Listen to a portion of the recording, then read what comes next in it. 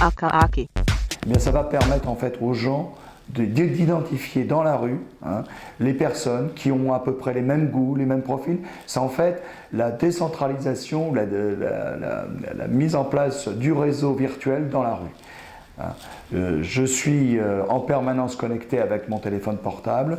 Je côtoie par hasard, parce que ce sont toujours des rencontres par hasard, des personnes dont je repère des préférences, des affinités, et il m'est possible soit de me révéler, soit de ne pas me révéler, et éventuellement de pouvoir en différé les contacter.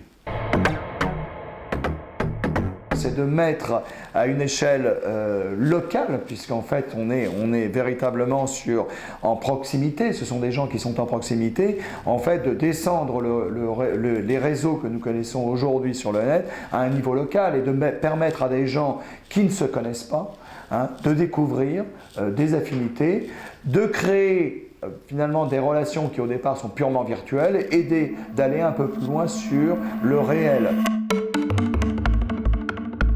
Akaaki ou tout système comparable dans le futur, en fait, je dirais, effectivement est le signe d'une société qui essaye de se découvrir, je dirais, un certain nombre de proximités.